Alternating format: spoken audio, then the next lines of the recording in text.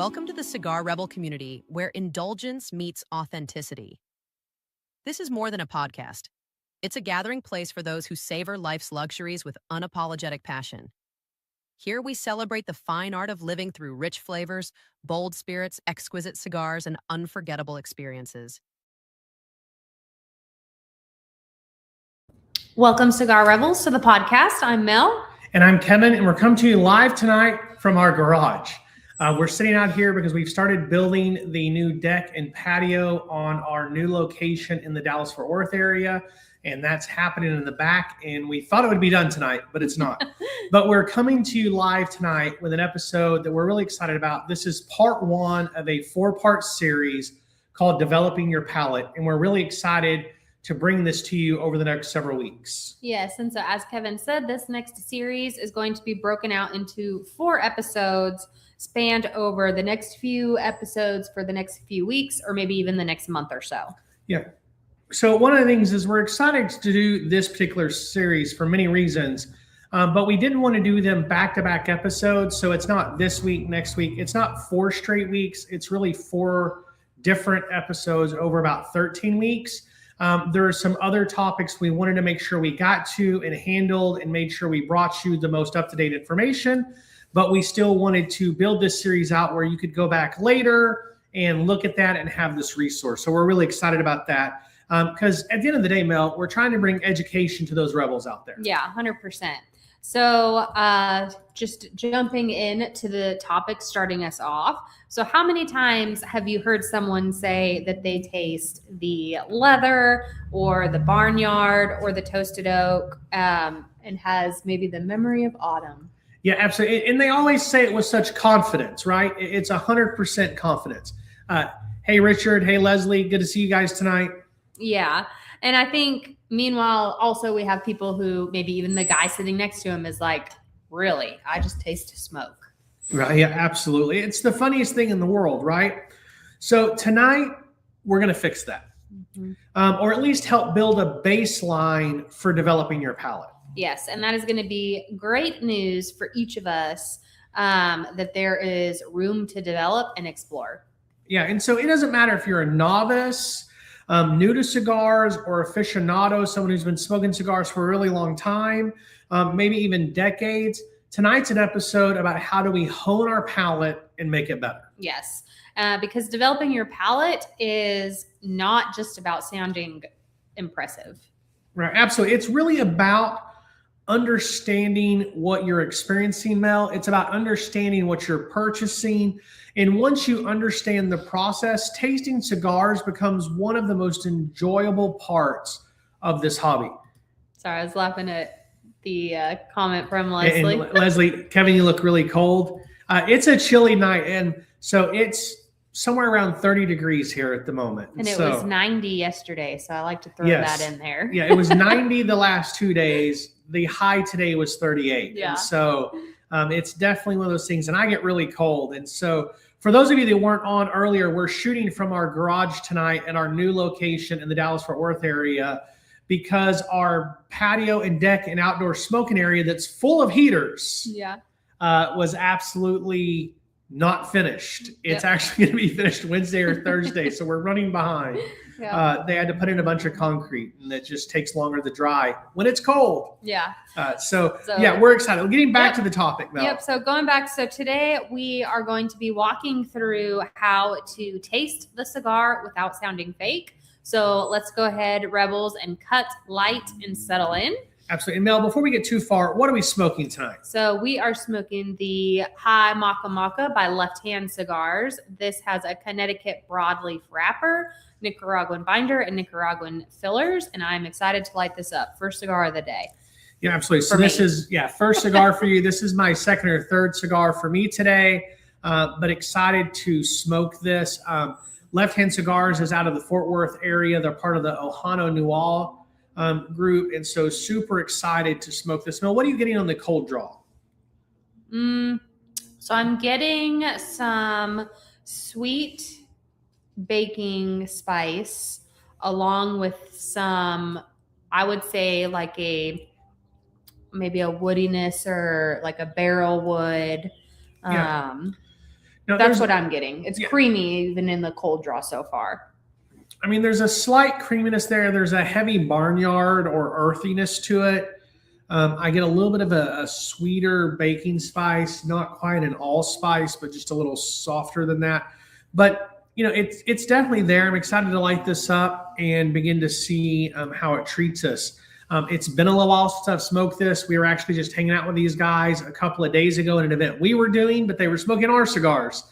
So it's hard, but we're going to go ahead and get to lighting this. And the lighting is brought to you tonight by Big Sky Cigars. Back in 1905, under Montana skies, 100 satin factories rolled smoke for a wise. Reminders of ranchers' life, one and grin. Now Big Sky Cigars bringing that spirit back in. Yellowstone River to the bold bighorn flow. Madison, Bill reflect what we know. And leave from Nicaragua, San Andres to the Ecuador roller. And every box soul helps our veterans men. With warriors and quiet waters, we lend a friend's hand. It's heritage burning in every draw. Big Sky Cigars, Montana's pride and law. Big Sky Cigar, where heritage flows with every draw. Find your rare red Big Sky Cigar to pop. Ask your local tobacconist about Big Sky Cigars today. If they do not carry them, shops can reach out to Brad Frazier to set up new accounts. As always, thank you to Big Sky. Now that we have this lit and we've maybe gotten to take one or two draws off it, how are you feeling about that? Yeah, no, it's great. You get that tanginess that you always get off of a Connecticut broadleaf. This Connecticut broadleaf is actually aged into a little bit more of a Maduro. And so definitely getting that savoriness, that kind of twang that's there. And it's not a bad twang. Don't hear me saying that as a negative. I get it on almost all Connecticut broadleaf. And some people really love it or they don't. Mm-hmm. But that's the first thing. I've only had a few draws. It's not like the Ashholes, one draw, that's the law. I mean, we're not there. We definitely want to spend time letting this develop. But, the first draw on it, the cigar's great. Yeah. I mean, it's got a good flavor. It kicked off very well. And definitely think it's going to be an enjoyable smoke. Yeah, I agree. I agree with that. The smoke is actually very, very creamy. Mm-hmm. On the mouthfeel, it's got a nice production here from the foot of the cigar, but on the mouthfeel, it's very creamy. And so I'm excited to see where that takes us. Like I said, it's been 6-7 months since I've smoked this cigar, so it's been a little while. Yeah, me too. So I'm excited to kind of dig into it. Let's get right into the topic tonight, and let's start really with the obvious question tonight, Mel. Why even develop a palate? Why is it important? Yeah, so that is going to be because cigars are complex agricultural products, and really everything involved in that is going to impact the flavor notes, the strength, and also the overall profiles. Yeah, so absolutely. You're going to be having different soils. You're going to have different leaves from different parts of the plant. You're going to have different primings and different harvesting processes. And then there's different curing and also the different fermentation process. Yeah, 100%. Each of these factors truly impact the flavor profile of the cigar, what you're going to be picking up on it when you're smoking it.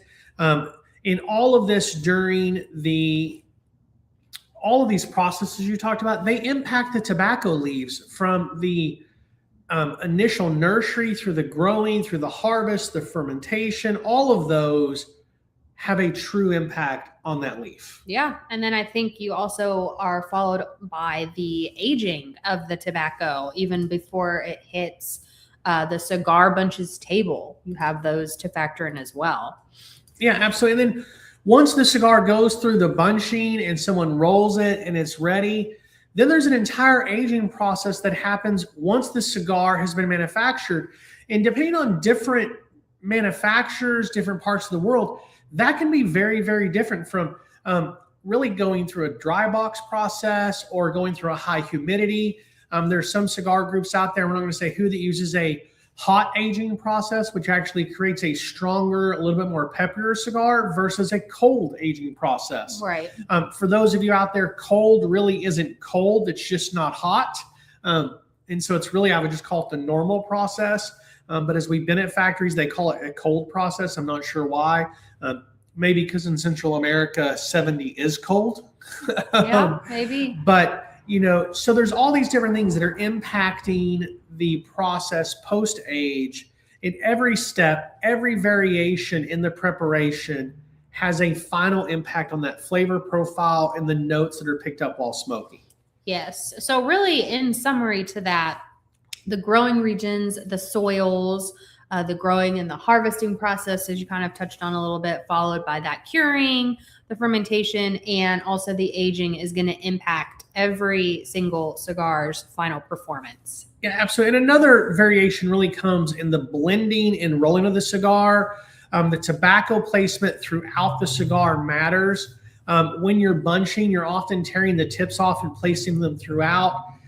There's a very standard process, and then some blenders actually mix that process up or invert those leaves in order to create different transitions, or sometimes they're trying to keep and create the most consistent smoke. And we're going to get into that here in a little bit, but it really is that variance of a cigar that smokes the same from start to finish versus those that has a lot of transitions. Yes. And so when you're smoking that cigar, the flavor on that can really remain the same, or it can change throughout the progression of the cigar and of the smoking experience that you have. Yeah, absolutely. And many reviewers and smokers will often say that transitions makes the cigar complex. But in reality, that's only one form of complexity. Yeah, that is so true. So I want to share just two different ways a cigar can be complex. And a cigar smoker, you may prefer one over the other, and you may experience or experiment with both to discover which one you prefer. Yeah, more. far too many smokers reviewers will say that if a cigar doesn't transition, it's not complex. And that all smokers all want transitions, and that's just not true. In truth, the opinion really spiked over the past decade or so as cigar influencers came onto the scene and began to talk about the different transitions of a cigar. Yes. And so going back to that complexity, first, the cigar can be complex based on the variety of flavor notes or aromas you are getting on that cigar. So the cigar remains constant from start to finish. However, there is those complexity notes. You can also pick up several notes or flavors on each draw, or they can be slightly different in each draw. Yeah, I mean, this type of complexity is very similar in the type of complexity found in whiskey or bourbon. I'm not a big wine drinker, but you do hear it from wine aficionados as well. When there's simply a lot of different notes on each sip or swish or whatever you want to do. And connoisseurs would describe whiskey or wine as complex because of the number of different flavors in every drink.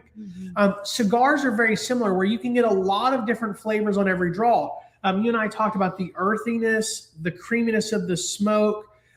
There's that barnyard, that woodiness, and I'm picking that up. There's not been any time for this cigar to transition.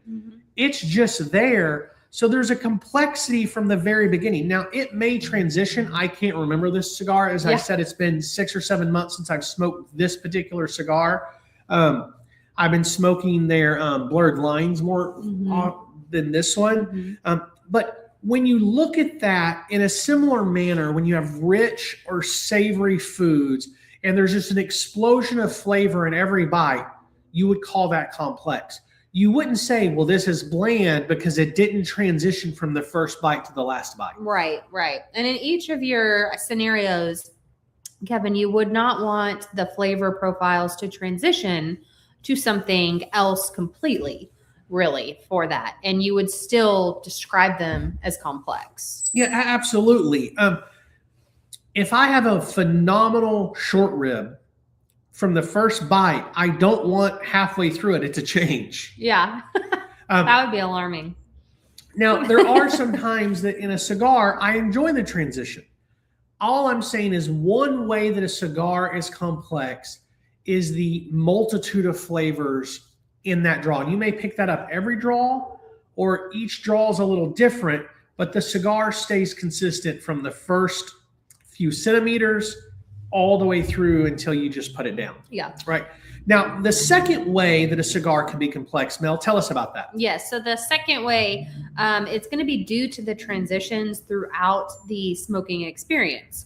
So in this scenario, the cigar starts out with one flavor profile or strength, and then transitions as you progress. So this can occur at the 1 inch mark, halfway through, or even as you transition from maybe the first, second, or thirds of the cigar. That's why oftentimes we check in with the cigar multiple times throughout the show, because there could be some transitions in there. So the interesting point here is that each portion of the cigar is uniquely complex before and after the transition. Yep, absolutely. So sorry, we're facing technical difficulties for a second here. How's the sound for everybody? We're just we had a pop-up that kicked us off and want to make sure. So if you're watching live, we'd love your feedback. Talking about what you're just talking about with the first, second, third, the complex before and after the transition, and both of those having the opportunity to be truly complex. We really wonder why people get confused talking about the complexity and flavor profiles of a cigar. It's because even in the industry, we're not having the same conversation. We mentioned it last week with the flavor intensity versus strength, how we don't even have that conversation apples to apples. When we get into complexity and palate, we're not even apples and oranges. We're like maybe apples and beets, apples and potatoes, apples and a ribeye. Yep. We're not in the same category. 100%. And so that's why I think some people can get confused, like you were saying, talking about the complexity. And it's because the cigars evolve as they're burning. So you're rarely smoking one flavor, even when there are no transitions. And when the cigar has transitions, the flavor progression changes as it burns. Yeah, absolutely. And understanding the types of complexities in transitions or progressions is truly the beginning of developing your palate. And the baseline set, or at least a couple of fundamental established, is how do you develop your palate? Right. And so let's talk about some rules, okay? So rule number 1 is slow down. Yes. So if there is one universal tip across cigar guides, reviews, and tasting discussions, it's this: that you slow down. Your cigar smoking is not a race, and you take one puff every 45 seconds to a minute. Right. And that's interesting, right? Yeah. Sorry, I jumped in to cut you off. I was looking at something. Really, that pacing keeps the cigar from overheating, Mel. It preserves the flavor, because when you draw too frequently, the tobacco begins to heat up quicker. It can create more of a scorched or even a charred flavor note within your cigar, which isn't great. Yeah, absolutely. The scorched tobacco is going to taste like, there is no surprise here, but burnt tobacco. And that is why I think beginners often think that cigars are harsher and more bitter than they actually really are. I think it's some of those key mistakes. And so the other thing you'll often see in cigar reviews is this concept of thirds, right? So what's the second rule, Mel? Yes. So the second rule is going to be to pay attention to the 3 acts. So we have the first third, the second third, and the final third. And as mentioned earlier, each stage can bring transitions in flavor and in strength, and sometimes not at all. Yeah. And for example, the cigar might start with a sweetness and a cedar, and then it might move into maybe some cocoa and some earth, and then it might finish with spice and pepper. Absolutely. And so this left-hand Makimaka we're smoking started off with a savory and woodiness. It really hasn't transitioned a whole lot at this point. But however, I mentioned the really creamy smoke on the very beginning. As I take, there's still a creaminess, and it's actually gotten a little bit thicker. And so there's been a small transition there. I wouldn't even call that a transition, though, because we're really it's just as the cigar's finally opening up and loosening up a little bit. But as we get into the second third or the third, we might begin to see some different flavor notes come out. And that evolution would really be part of what makes a cigar interesting, or this flavor profile is pretty dang good. I wouldn't mind keeping it throughout the cigar. Yeah, I agree. And I think also just recognizing those shifts in one of the ways that you build your palate. Absolutely. So in the same way, when you're smoking the cigar and recognizing the flavor in there, this consistency from the beginning to the end of the cigar is really another way that you are building or developing your palate. Yeah, absolutely. And so the third rule, and before we get into the third rule, if you guys are watching live or if you're watching us on the replay, go ahead and do #replay fam and let us know what you're smoking or pairing with tonight. I'd also love to know what the temperature is where you are. We were in false summer almost here in Texas, and we're going to get back there pretty quickly, but it's absolutely true. And we did get a great comment here from Alex, is also how your brain is wired. I'm Puerto Rican. My exposure to foods and drinks have wired my brain to recognize flavors differently. Hence why my flavor notes may differ from others. Absolutely. Yeah. And we're going to get more and more into that, Alex, here in a few minutes. So let's kind of start down that progression. Alex had the perfect comment to kind of lead us here. So the third rule, or what we like to call the flavor multiplier. Yes. So let's talk about a couple of techniques that some will say changes everything. Absolutely. The first one being the retrohale. So if you guys retrohale, I'd love to know that in the comments if it is a normal part of your cigar smoking journey. Retrohaling, if you don't know what that means, it is releasing some of the smoke from the cigar through your nose. Yeah, absolutely. And it sounds intimidating, but it's actually simple for those who can do it. And I say for those who can do it is because physiologically, some people cannot retrohale. However, most people can. Right. Yes. And so you draw the smoke into your mouth, then you gently push a small portion through your nasal passage. Yeah. So why does this matter? Well, it's because your nose contains the majority of your flavor receptors. So here's the thing. Your actual mouth and tongue truly have more flavor receptors, but the ones in the back of your throat and your nose have more range. Mm-hmm. Yes. So when the smoke is passing through your nose, you're going to experience more of that nuance in the aroma and in the taste. Absolutely. So King's Highway said very much a normal thing for him, and absolutely agree. And so when I can't talk. It's why cigar smokers often say retrohaling reveals the hidden flavor nuances of the cigar. You can pick up different flavor notes with the retrohale. Right. And so don't worry if you don't have to retrohale every puff. I think everybody varies, but I know some people who only do it once, maybe the whole time they're smoking their cigar. Yeah, some people do it rarely. Some people do it maybe once or twice every third. I have a buddy who's like every third or fourth draw. It really just depends on your preference. Yes. And honestly, don't fret if you can't retrohale. I can, but I don't do it often, and I still get plenty of flavor and enjoyment from cigars. So moving on, there's also another technique to ensuring that the smoke of your cigar enters your nasal passage where those flavor receptors are located. Absolutely. So I'm going to talk a little bit about that. I am one of those with the physiological, I can retrohale, but I cannot get a lot of smoke through my nasal passage because of stopped up, because of some nasal issues. However, there is another way to ensure that you get that smoke in your nasal passage, the back of your throat, and it's what I call chewing your smoke.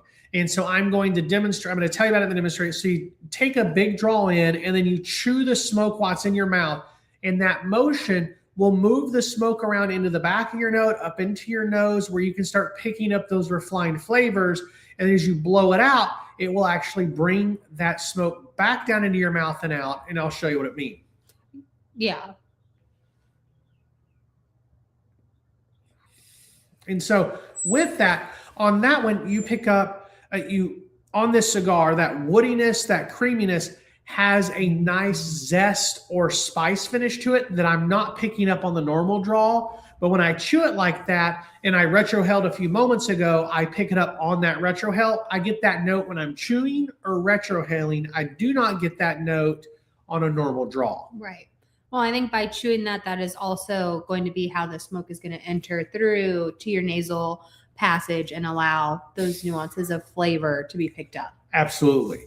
And so in the same way that you would taste many foods chewing on them, the smoke enters your nasal passage and allows those nuances to be picked up. And so it's very interesting. And so are you rebels out there ready for a science lesson? I got a little bit of notes. Mel might have to read a little bit because it's long, but we have a little bit of a science lesson. All right, let's do it. Okay. It's an important one, and one that rebels out there deserve to understand. I mean, we are trying to be educational, are we not? Yes, 100% educational. Okay. So when you chew or swallow food, volatile flavor components are released and travel into the back of your mouth and up into your nasal passage. This process is known as retronasal olfaction. It's crucial for sensing the nuances of flavor. And so Mel, give us the breakdown of that. Yeah, so the breakdown of how this process works is while your tongue only detects the 5 basic tastes, which is sweet, sour, salty, bitter, and umami, your sense of smell provides 80 to 90% of the perceived flavor. So retronasal olfaction, did I say that right? Sure. Is the backdoor route where the odor molecules travel from the mouth to the olfactory receptors in your nasal cavity. See them make that into a Schoolhouse Rock. Yeah, absolutely. Schoolhouse Rock. There we go. So, but in the same way that the role of chewing and breaking down food and saliva begins to release those flavors into the back of your throat, into your nose, it allows those compounds to get up there. In a very similar way, when you're chewing the smoke of your cigar, it's actually pushing that smoke back across the back of your throat, up into your nasal cavity, and you have the opportunity to really begin to draw in and pull out those flavors using your nasal passage. Mm-hmm. It's why when you're sniffing on an onion while biting an apple, you'll taste the onion, not the apple, 100%. Yeah. So getting to take this a little bit further, when you think about the stuffy nose effect. So when you have a cold and your nasal passages are blocked, the aroma compounds cannot reach the receptors, which is why food tastes bland. And it demonstrates how reliant on this backdoor pathway everyone is. Absolutely. And it's very similar, as I kind of mentioned earlier, that when you're chewing and having your food, it's why all of that high concentration of those taste receptors being in the back of your throat and your nose, it has a whole lot wider range of palate for you, that the retrohale, the chewing really does provide a different flavor. Because I've often wondered early in my smoking days, like they retrohale and say they get a different flavor. Why in the world will there be a different flavor? And this is the reason why.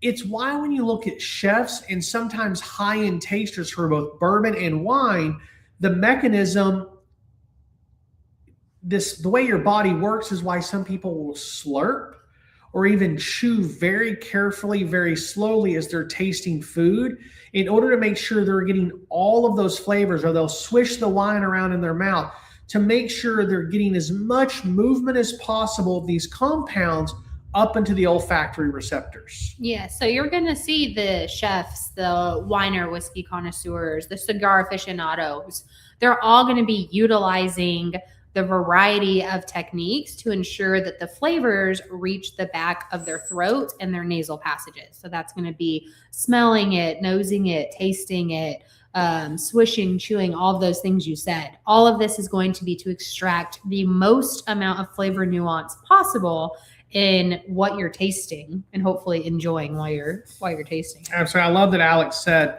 that he chews his smoke as well. I love that.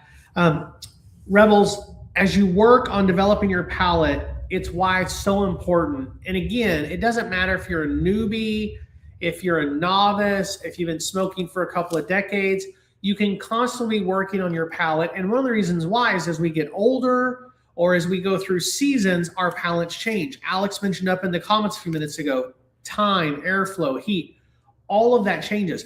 30-degree weather really makes the smoke and the flavor of the cigar get a little bit more dense and a little bit less flavorful. One reason why we're sitting in the garage instead of out in the driveway or off out in the grass in the backyard. Also, this helps protect from the wind a little bit, but it's not live.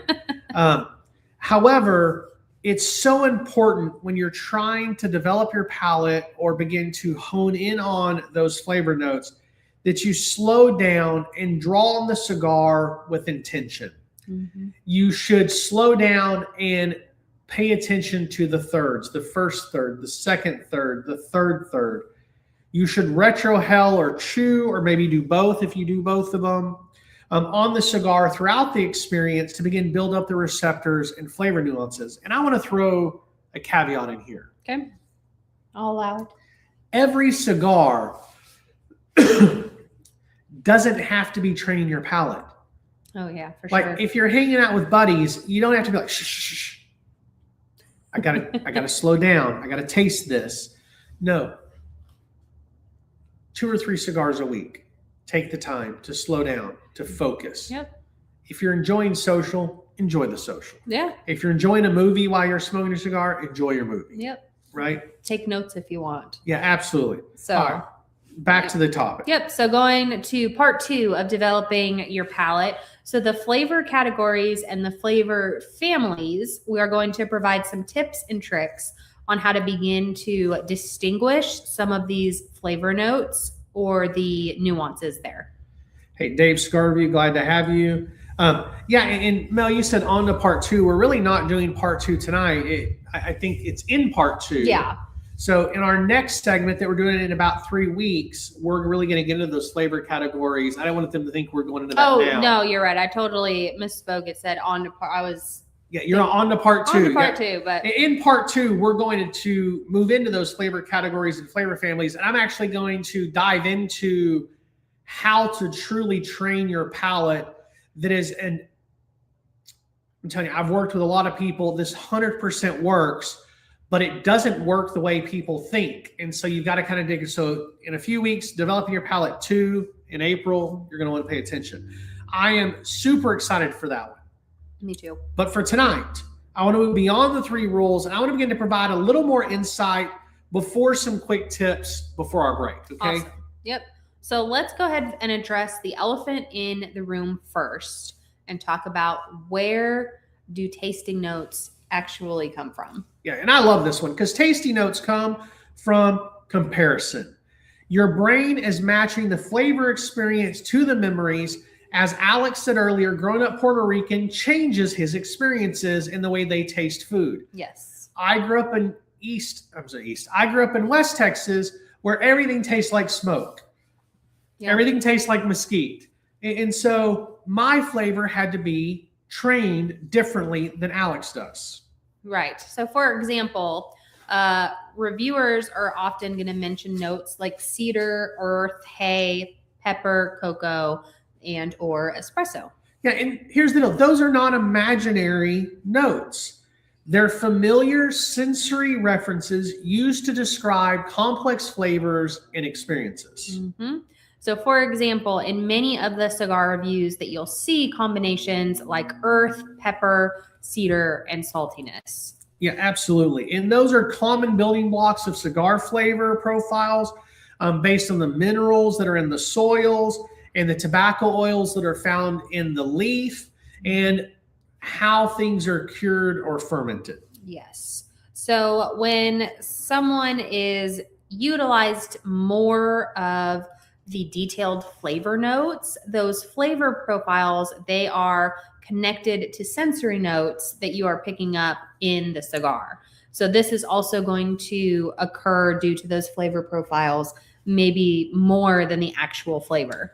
Yeah, and the other reason is the flavor profile connects to memories, right? Mm-hmm. Yeah. Experiences both physiological and mental. An example that Mel and I have often heard when smoking somewhere is someone might be walking by and they'll stop and go, man, that smells so good.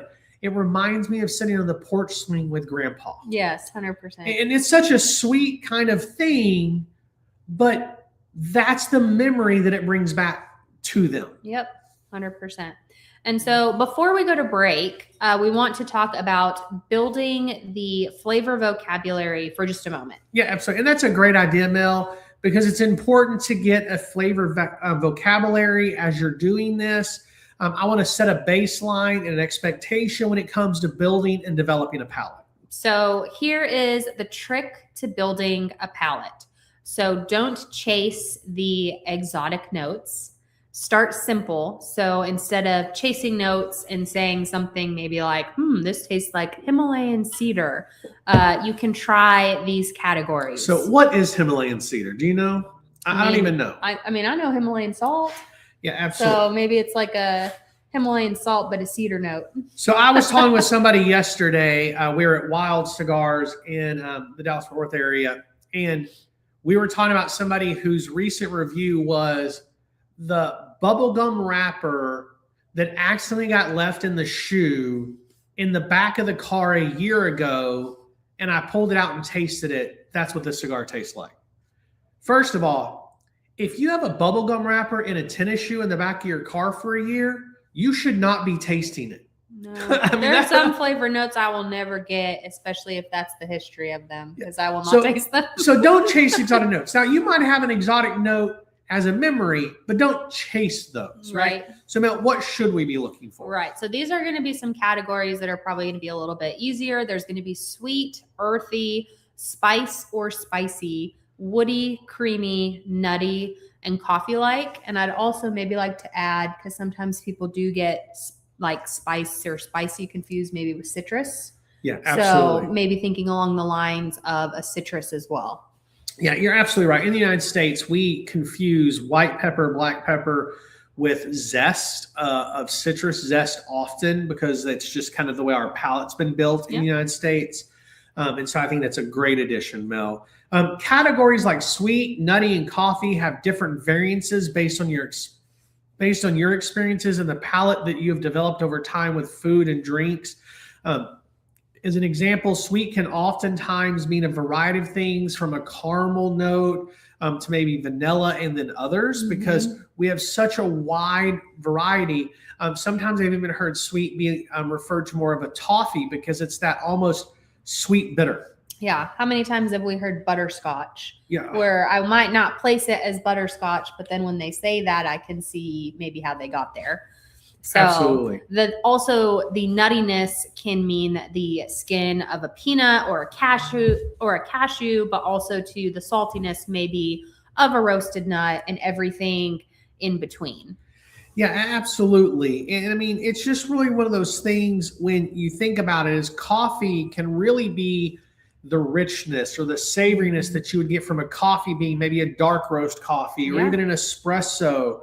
And it's those savory notes that you pick up from those beans. I like to chew on those beans, and there's definitely a bitter / savoriness to them. And then also, once your palate begins to develop, many of these sensory notes or these nuances of flavor will honestly begin to come to you naturally as your physiological and mental connection begins to kind of connect with each other. Right. And in one of our later podcasts from the series, we're really going to dig deep into how to build your palate's depth. But we also really want all of you rebels to know and understand that not everybody is the same, especially when we're talking about developing your palate with cigars. Not everyone is going to pick up the detailed flavor notes on every cigar. And that's honestly, I always say that is okay. I don't want it to ever be stressful for anyone 100%. Or feel like they are missing out on something on the cigar because they're not getting those detailed flavor notes. Absolutely, Mel. It's not a requirement to pick up all these flavor notes to enjoy a cigar. I know several people that know I enjoy this or I don't. I know some shop owners and even a couple of blenders that don't pick up a lot of flavor notes, but they can tell you the growing region. They can almost tell you the varietal tobacco used in a cigar by smoking it, sometimes even by just smelling or cold drawing it.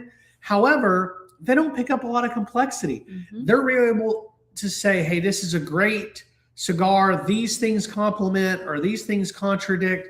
So not everybody has these flavor notes, these nuances that have to be there. Is it fun? Is it enjoyable? Yes. Yep. Is it a requirement? Absolutely not. What I really want and what I prefer, and I think here at Mel and I both at Cigar Rebel, is we want you rebels to enjoy what you're smoking and to learn, hey, I love San Andreas. I dislike Corojo. I really like Criollo 98. I don't really like Criollo 99. I love Dominican. I think Honduras is okay. It doesn't matter what it is.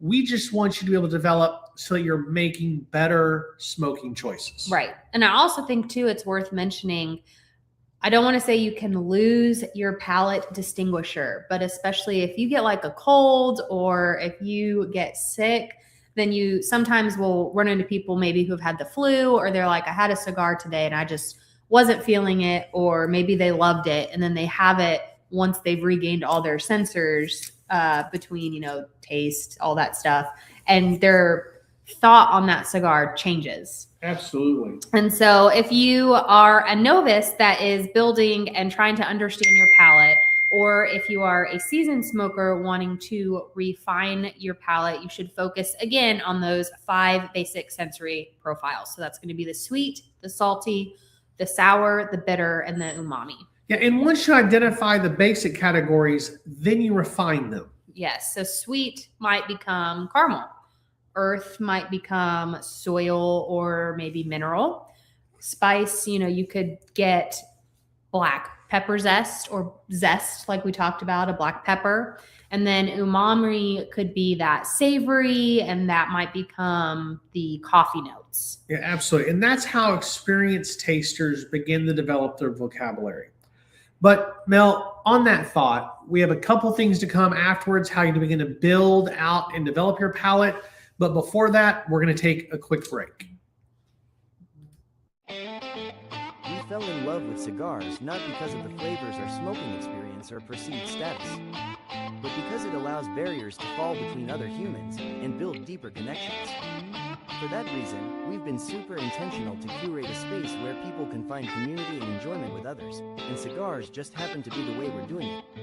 For that reason, we are thrilled to be the one and only cigar retail store and lounge in downtown Lufkin. A good story is one of the most powerful tools used to connect with another human. Sharing stories fades out differences and highlights similarities found in the details or with the storyteller. Over the years, we have seen some of the best stories told over cigars, and thus, new friendships are made, passions shared, encouragement given, and so much more. The impact storytelling has on the human connection is why we've decided to name our store and lounge Stories. Because behind every good cigar and conversation is an even better story.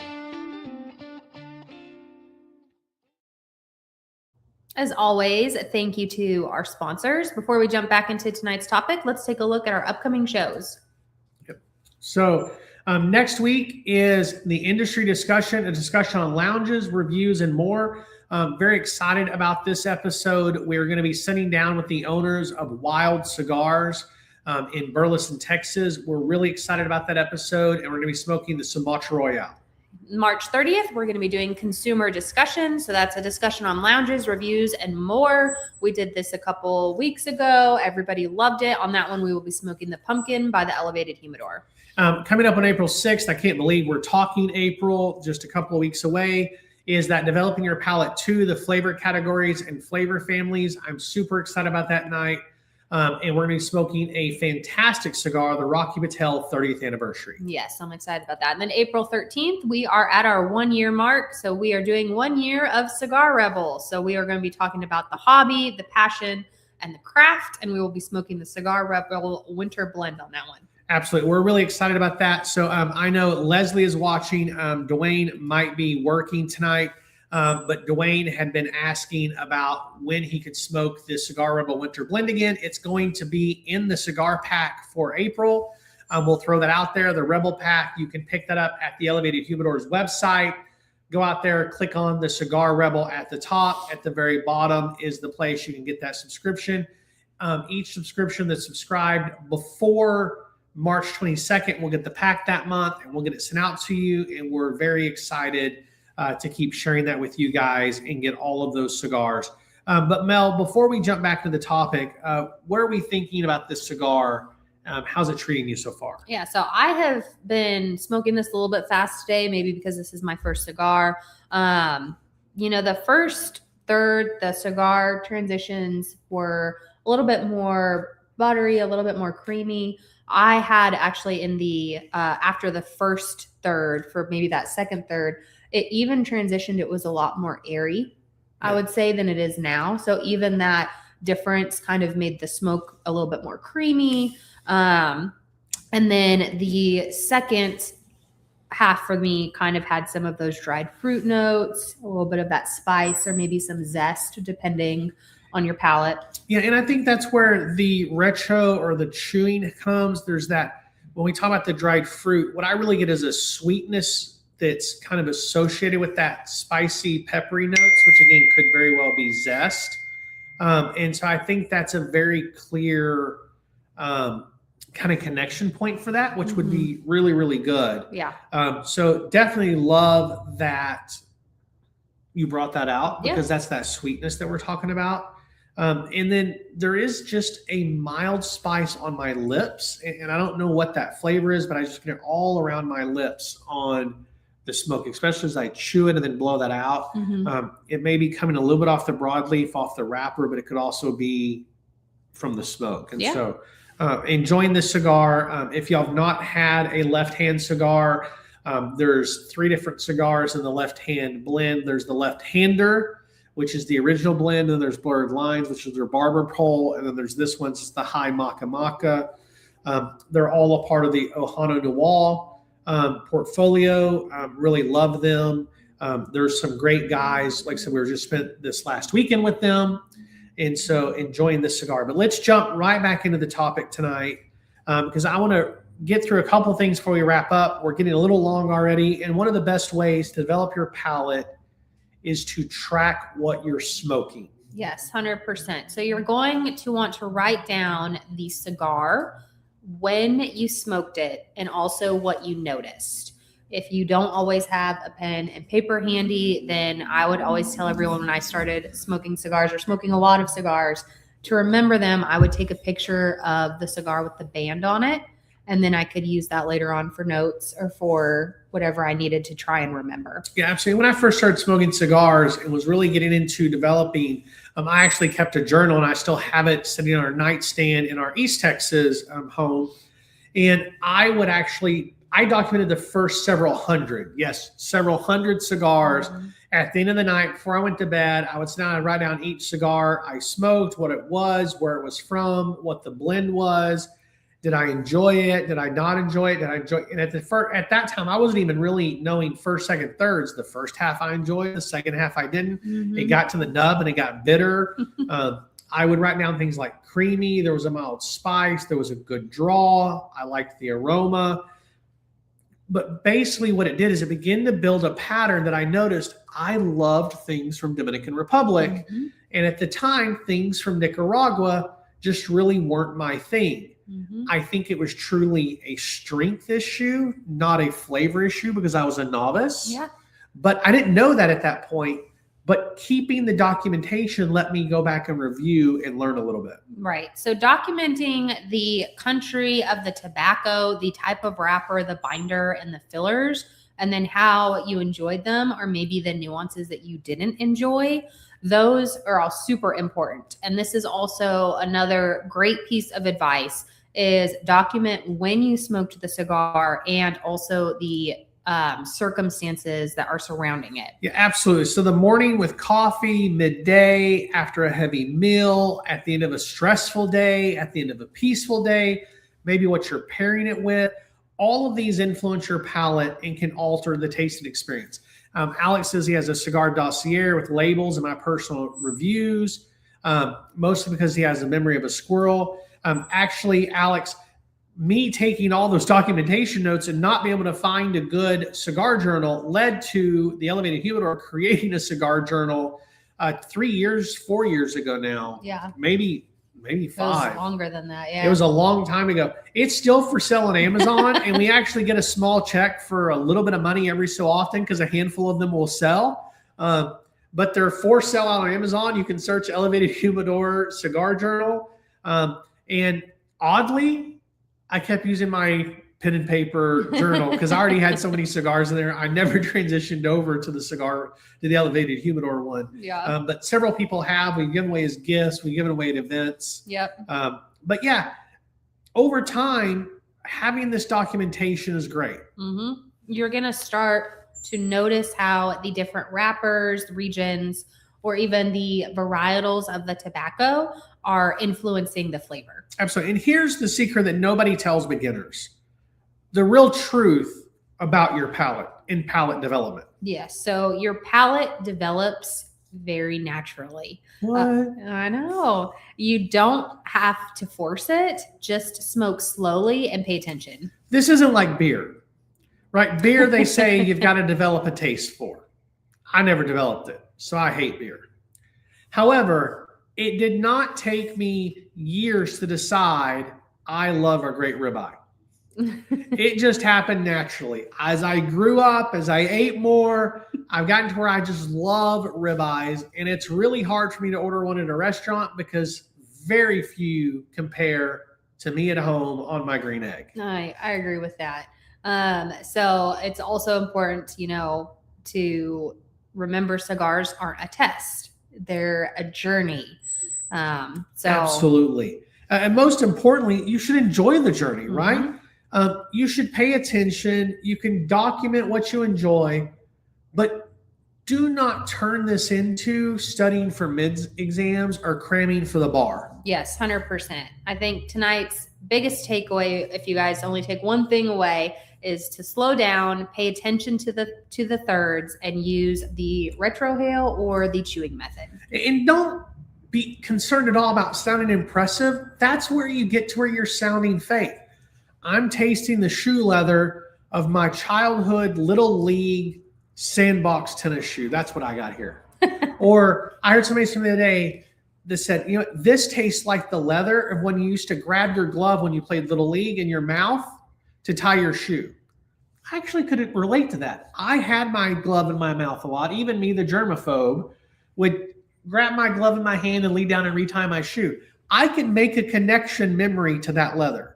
But I would never chase that. But when he said it, I was like, I can agree with that. Yeah, I agree. I agree with that 100%. So, Mel, before we go tonight, what's some final thoughts on this left-hand high Maka out of a Hana Noir? Yeah, I've got just a little bit left. This has been a great first cigar for me for the day, great cigar for the podcast for what we're talking about.